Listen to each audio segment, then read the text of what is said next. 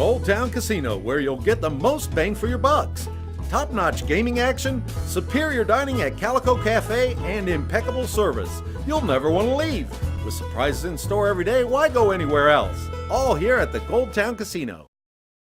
Sergeant Mike Horn was arrested on Saturday morning for various drug-related charges, including possession and use of a controlled substance, DUI, burglary, oppression under the color of law. We spoke to Nye County Sheriff Tony DeMeo about this case. Staying in custody Saturday morning, came to the attention of members of the Nye County Sheriff's Office that there was some peculiar behavior that wasn't part of our policy in reference to disposition of some drugs in the coroner's case. Then I was notified of an allegation, and I told the detectives to do the appropriate, what we do in every case, make out the proper warrants and proceed as it would be any particular case where we're dealing with somebody out in the public, treated no different than anybody else. He's been reported that he's seeking drug rehabilitation at this point. Do you know anything about the being held on OR and if so many drugs were in his system, would he be going automatically to an inpatient, or is that the decision for the judge?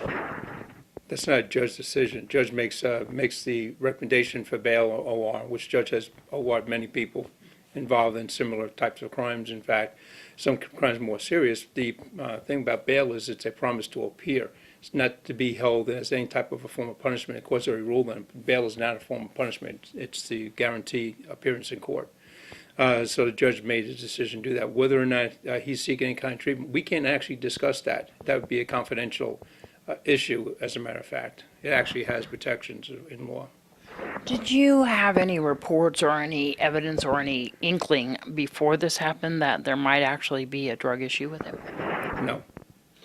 If there was, there would have been appropriate action. We don't hide anything that can show us. We have an obligation to the public. We have an obligation to the safety of members of the Nye County Sheriff's Office to investigate any type of impropriety, any type of a suspicious activity within members of the Nye County Sheriff's Office. And I think some of the public can't believe that this type of, it's an allegation, remember, that there's everybody, even law enforcement officers have what I call, have a presumption of innocence. There's an innocence there, and it has to be proved in court. But if there was any type of behavior that we thought was inappropriate, we would take appropriate actions, which we have done in the past. We gave a press release, and there's no cover-up.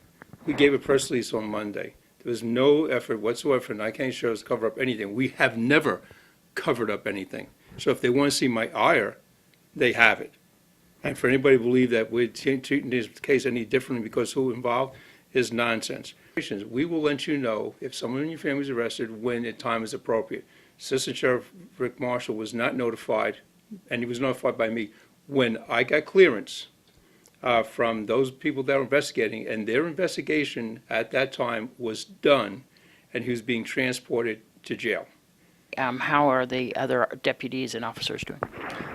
There's disappointment, but I spoke to members of the squad. I took over the squad, and I have other sergeants taking over certain aspects so we can separate it. But I took over the squad because basically everybody's so strict. We're very supervision is very thin. I lost 2 lieutenants, a captain, and and deputies since the commissioners decided to unfund many members of the Nye County Sheriff's Office. So I took over the squad. I talked to members about it, and they were shocked. They were shocked, but even they said that they didn't notice anything, any kind of peculiar behavior. Anybody, in fact, one of the newspapers reported, actually talked to him, said, I didn't notice anything, different. There was no signs of impairments or anything like that. So.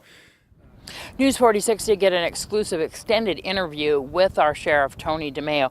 If you would like to see it in the full-length version, you can go to KPVM's YouTube page. That's KPVM 41 on YouTube. This is Deanna O'Donnell at the Ian Deutsch Government Complex for News 46.